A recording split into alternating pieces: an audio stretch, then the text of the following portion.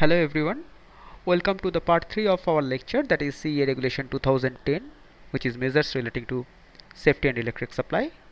I am Nirjhar Basu.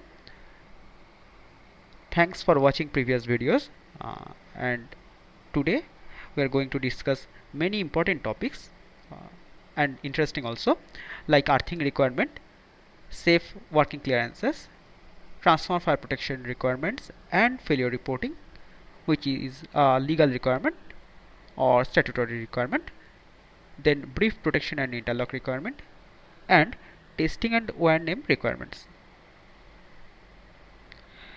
Before going into the requirement for earthing system, we'll see the requirement for insulation resistance. Now, if you ask anybody, any field worker of electrical maintenance, what he does throughout the day, he will say most of the cases, most of the time, he used to measure the insulation resistance of equipments before taking them into the service, which is a very much mandatory requirement. This regulation is regarding that part only. It says supplier shall ensure insulation resistance before supply of electricity.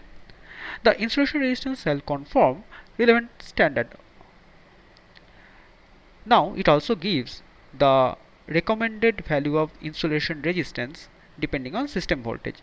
It says system voltage up to 650 volt, you should apply 500 volt DC as a test voltage, and minimum recommended IR is 1 mega ohm. Voltage exceeding 650 volt but not exceeding 33 kV, you should apply 2.5 kV DC, and minimum recommended IR value should be 5 mega ohm. So this is a very much pretty clear guideline, and this should be followed. This will help systems to be safe and secure. Now the very interesting topic, that is the regulations regarding earthing. Before going into the topic and regulations, let us understand the requirement of earthing. So there are two types of earthing. One is neutral earthing or system earthing, and another is body earthing. Neutral earthing is done to ensure the system safety as well as system stability, whereas equipment body earthing is requirement for personal safety. There are two regulations given in CEA Regulations 2010. The first one is Regulation 41, that is connection with earth from 125 volt to 650 volt. And the second regulation, number 48, is connection with earth for exceeding voltage level of 650 volt. Please look into the photograph. You can see the neutral point is grounded through one conductor. So this can be said as neutral earthing or system earthing. And this yellow box, that is the enclosure of the electrical equipment, that is also earth. This is equipment body earthing. Now I have put both the regulations 41 and 48 side by side for easy comparison and understanding. At the left hand side you can see provisions for 125 volt to 650 volt, and right hand side you can see provisions for system voltage exceeding 650 volt. For the systems of 125 volt to 650 volt, neutral conductor earthing shall be at least through two separate and distinct connections and two different electrodes. You can use more number of electrodes because you need to reduce the earthing resistance.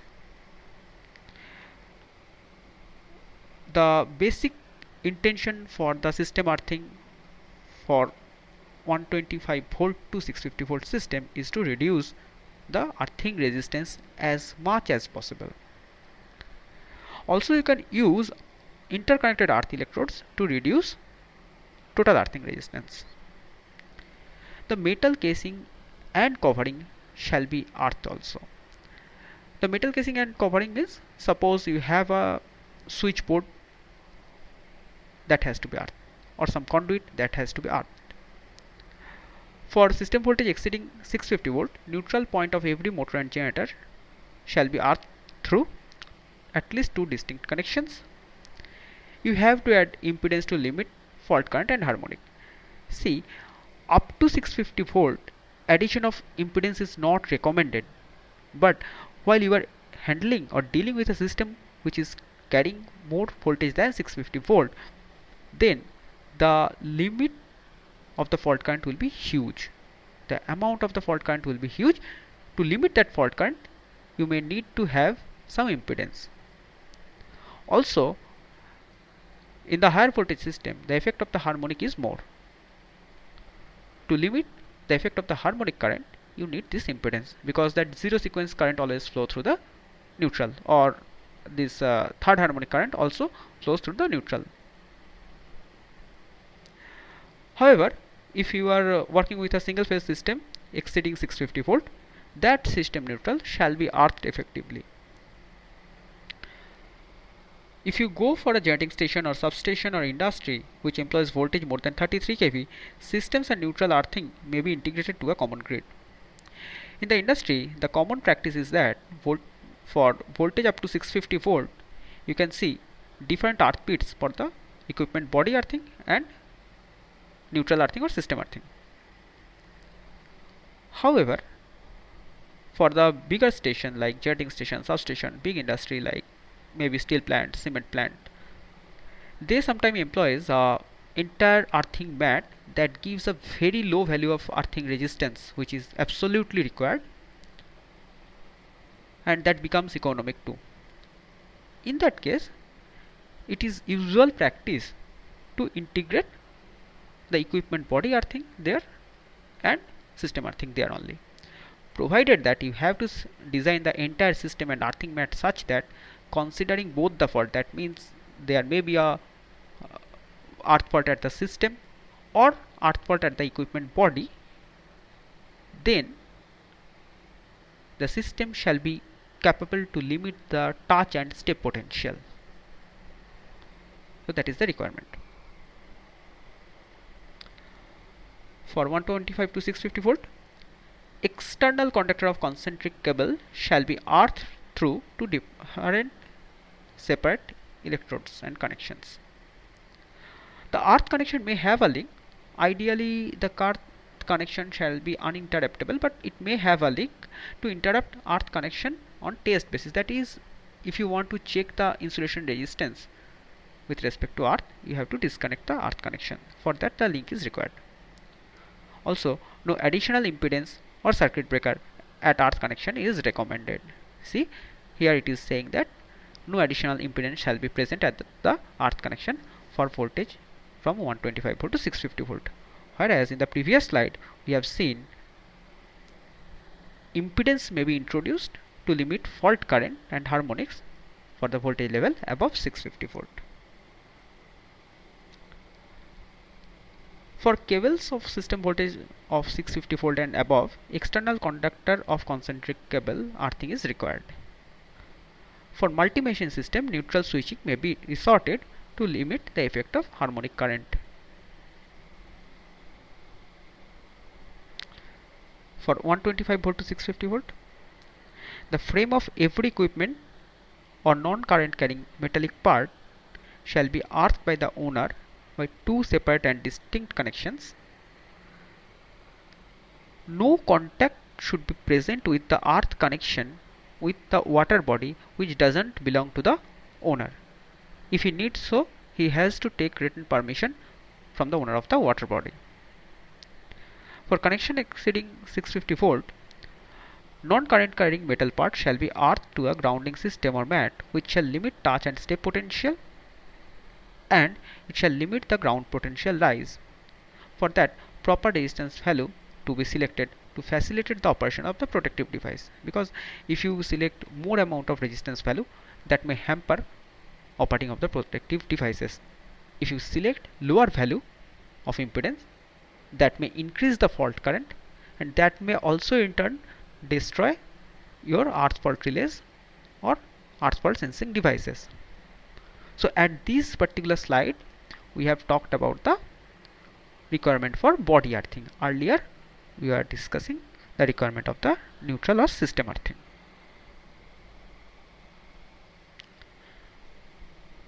There some earthing system requirement has been mentioned for 125 to 650 volt. It says that earthing system should have bonding conductor capable to carry the fault current. Also, it shall limit the earth resistance for proper operation of the protective device. The conductors shall be mechanically strong against corrosion, and electrical continuity should be ensured for the lifetime. Of course, if you are installing a system, you always require good material to be used. It should be free from corrosion, and because if you increase the impurity in copper, it will be prone to the corrosion. So it says that it should not be damaged through the corrosion, because if your earthing system or earthing conductor gets damaged, that may introduce risk to your system as well as the personal safety, which you nowhere want. And while you are designing a system, earthing system, you just consider that that system should be capable to work throughout the design lifetime, because every now and then you are not going to change the earth connection. Connection with earth from 125 volt to 650 volt, the testing requirement we will discuss now. For 125 to 650 volt, testing shall be carried out at least once in 2 years. This is the testing of earth resistance, and those records shall be kept at least for 2 years by the supplier. Why this is required? Because this is saying that from one testing to another testing, you have to keep the report. You have to keep the record of the earth resistance. While for system voltage exceeding 650 volt, you have to carry out the testing every year. So up to 650 volt, you have to carry out testing once in 2 years. However, for system voltage exceeding 650 volt, you have to carry out earth resistance measurement every year. Those records are to be kept and shall be produced in front of the electrical inspector. He may ask for this. The time for keeping the test record is not mentioned for 650 volt and above system voltages. However, from regulation 30 we know that the inspection frequency shall not exceed 5 years. That means if you have to produce this report in front of the electrical inspector, you have to keep these reports at least for 5 years. And in my opinion, as long as you can preserve this report exceeding 5 years, the better for you. Regulation 42 is another interesting regulation. This is regarding earth leakage circuit breaker. So it says that earth leakage protection shall be present for the system voltage exceeding 125 volt to up to 650 volt to every installation other than not exceeding 250 volt below 2 kilowatt. That means a very small load, you can neglect them from this ELCB protection. The rating of ELCB is important. It says that 30 milliampere should be the leakage current rating of ELCB for domestic installation and 100 milliampere for all other installations. Here is a photograph of earth leakage circuit breaker or ELCB. You can see here. Just look for the red circle. Can you see this? Yeah, this one. Yes, this one. This one. You can see the I delta N is 30 milliampere. This is the leakage current rating. You should look for this. Don't go by this C32 4500 ampere. These are something different. Of course, this plays a vital role. However, if you are looking for this regulation talks about the leakage current rating. That is the I delta N. Always see this rating. One thing please keep in your mind, that increasing the leakage current rating reduces the chance of false stripping. However, it increases the chance of electrocution. This 30 milliampere is a very crucial rating, because it is said that people lost their muscular control from 24 milliampere to 50 milliampere. So as soon as somebody loses his muscular control, your system should be able to interrupt at that point of time, because at that point of time the person cannot remove his hand or his body part from electrocution portion. That's why this 30 milliampere rating is selected for domestic purpose. However, in industry there may be some known path of leakages. In that case 100 milliampere can be used, but as far as possible 30 milliampere should be used.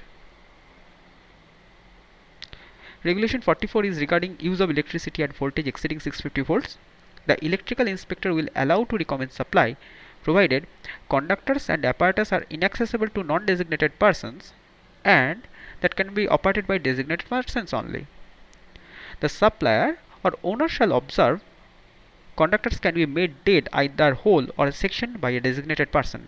Suppose you have a number of electrical equipments, so you will have a number of distribution boxes. So you should have the facility either to interrupt at the beginning and make the entire system dead, but that may affect your plant operation because you may have many sections.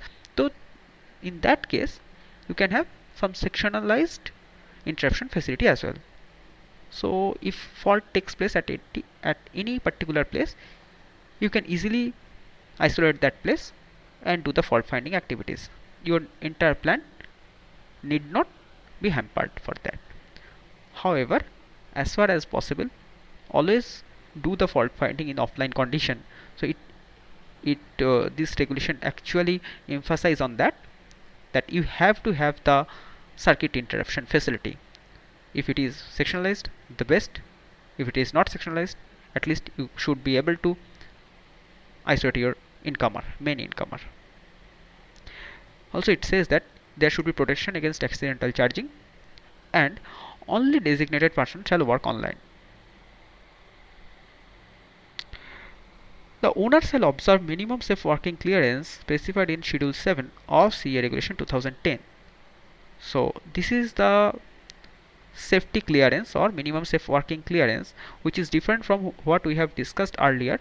That was for working clearance for the persons for working on electric plants and lines, or in a simpler word, that was a clearance mentioned for the hotline trained persons who are specially trained. But here these limits are for the common person. Also it says that winding of motors or other apparatus shall suitably protected from approach distance. Now this approach distance is a new concept in electrical safety. It's not a very new concept, but in India recently this is being followed. Earlier electrical safety entirely meant about protection against electrocution. However, in industrial survey it has been observed that the electrocution as well as arc flash poses similar number of hazards.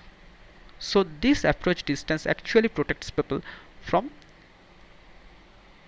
arc flash hazard. There is a very good document regarding this arc flash protection or approach distance, that is NFPA 70E. You can go through that. Now we'll discuss the Schedule 7, that is the minimum safe working clearance. So depending on the maximum system voltage level, like 245 is the maximum system voltage level for 220 kV system. In that case the minimum safe working clearance shall be 4.3 meter. So similarly it is given for different system voltages. There is a table in the Schedule 7 of this CA Regulation 2010. This is very important. Because somebody, you may be the electrical in charge of a plant.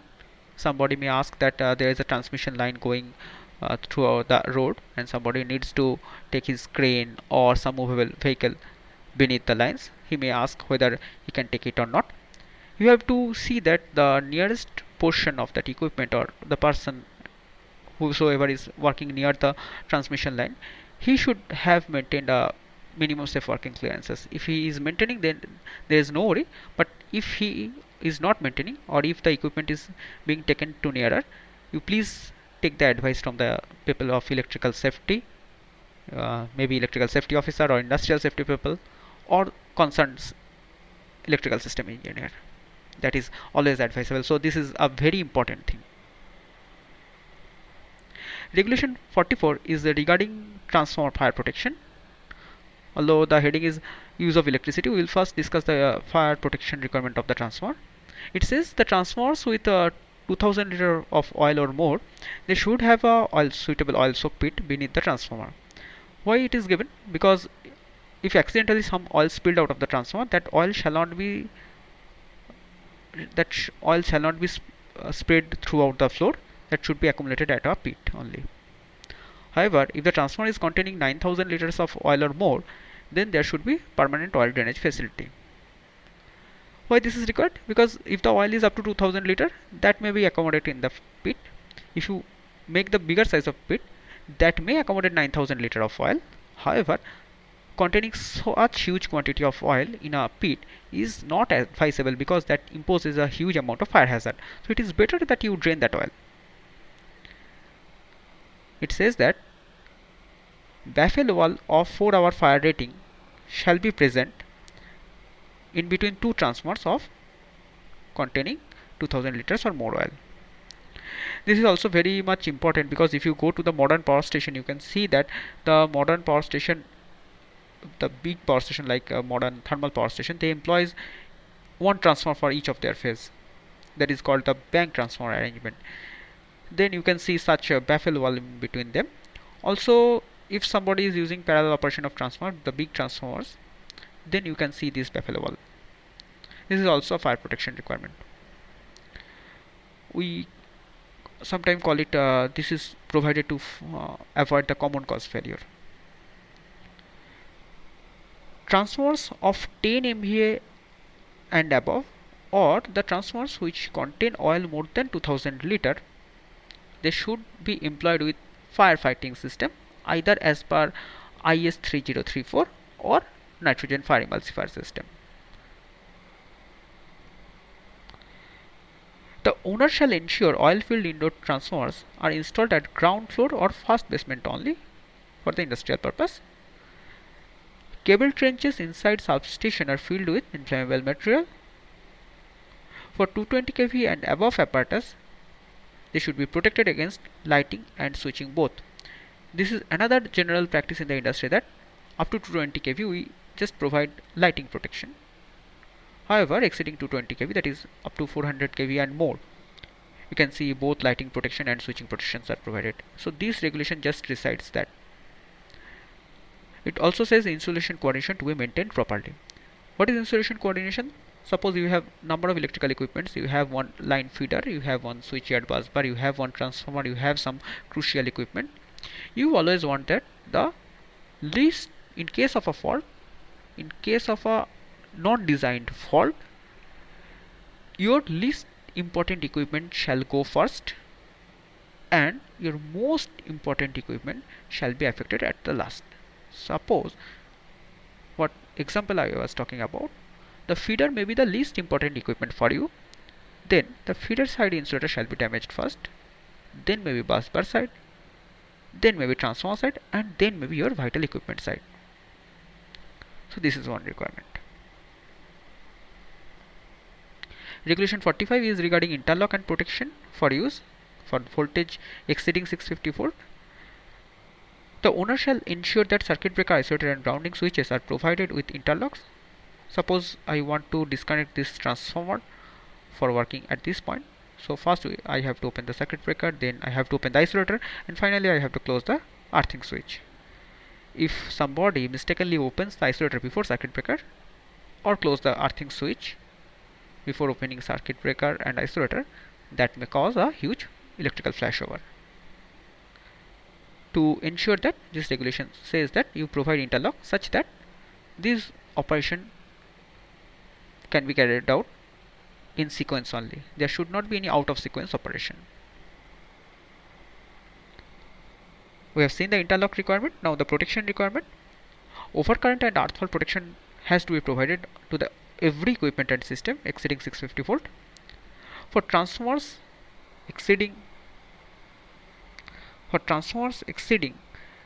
1000 kVA and up to from 1000 kV and above, gas pressure, oil temperature and winding temperature, all three protections are to be provided minimum. And if the transformer capacity is 10 MVA or above, differential protection has to be provided along with the previous three protections. For generators up to 100 kVA, for generators of 100 kVA and above, earth fault protection has to be provided. For generators of 1000 kVA and above, restricted earth fault or differential protection has to be provided. Bus bars of 132 kV and above has to be provided with high speed differential protection and local breaker backup. Feeders of 220 kV and 400 kV shall be protected through distance protection and carrier protection. This is bare minimum protection requirement. You can add any protections other than this, but this is the bare minimum requirement. Regulation 46 is regarding testing, operation and maintenance. No apparatus, cable or supply line of voltage exceeding 650 volt which has been kept disconnected for a period of 6 months or more from the system for alteration or repair shall be connected to the system until such apparatus, cable or supply line are subjected to the relevant test as per code of practice of Bureau of Indian Standards. This is very simple. If your system is disconnected for a period more than 6 months for alteration or repair, before taking that system into service, you always want to go for the routine test as per Indian standards. So it says that you do this because that is betterment for you also as well as the for power system also. If your system is a bigger one, that may create a collapse of the power system partially or in toto. Also, your important equipment may be damaged if there is a fault. So always, if you are taking your system after a long outage, you just do the routine test as per relevant standard. The failure of transformer and reactor of 20 MVA or 20 MVAR and higher shall be reported within 48 hours as per Schedule 9, and detailed root cause analysis report shall be sent within 1 month. So it says that for the transformers which is of capacity of 20 MVA and above, or the reactors of capacity 20 MVAR or above, if they fails, you have to intimate CEA regarding this within a prescribed format. That format has been given in the Schedule 9 of CEA Regulation 2010. Also, you have to send the RCA report within 1 month. We'll see the format. This is the Schedule 9 form for transformer or reactor failure report. You have to mention the type of the equipment, whether transformer or reactor, the capacity, location, that is the address of failure, owner, name and address of the owner, when the failure has occurred, the year of manufacture of the equipment, date of installation of the equipment, equipment manufacturer's name, why the equipment has failed, and what measures you are taking so that such failure recurrence doesn't occur in future. This form has to be filled by the manager or executive engineer of the plant. After that, this should be informed within 48 hours. After that, you have 1 month. Please do the root cause analysis and send that report to CA in case of such failure. So with this is the end of part 3. Thank you for your patient watching and continuous support, and please do a favor to me. If you like my video, please subscribe my channel and please share this video with your nears and dears. Thank you, and please provide your feedback as well. We'll meet again at the part 4 of the lecture. Thank you.